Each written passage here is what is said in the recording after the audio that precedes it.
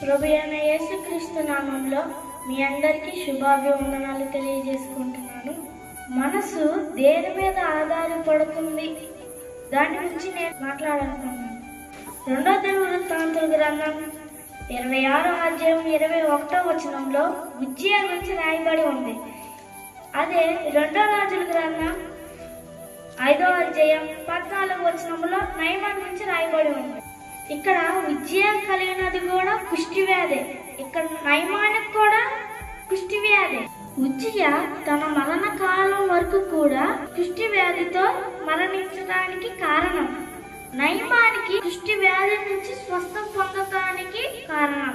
కొన్నిసార్లు మనసు మీద ఆధారపడి బ్రతుకుతాం. మనసు మంచి చెప్తుందా చెడు చెప్తుందా అని ఆలోచించాం. ఇక్కడ ఉజ్జియాని గమనిస్తే దేవుడు విరోధముగా ప్రవర్తించి మనసును గర్వించి కుష్టి రోగంతో చనిపోతాడు.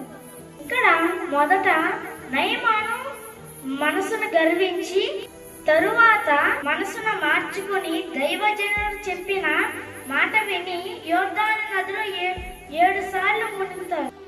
ఆలోచించి మనసును నిమ్మలపరుచుకొని దైవజనుడు చెప్పిన పనిని చేశాడు.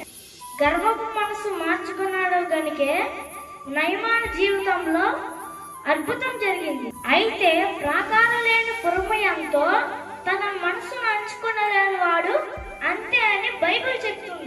గర్వించిన ఉజ్జియా గురించి కూడా ఆలోచించండి, తగ్గించుకున్న నయమాని గురించి కూడా ఆలోచించండి. ఎవరి మనసు నీ మీద ఆధారపడినో వానిని నీవు పూర్ణ శాంతి గలవానిగా కాపాడేదవు అని బైబిల్ చెప్తుంది. కాబట్టి మిత్రులారా, దేవుడి మీద ఆధారపడడం ప్రాముఖ్యం. కాబట్టి దేవుడి మీద మనసు పెట్టుకొని ప్రభువుని నమ్మితే అద్భుతాలు చూడగలరు.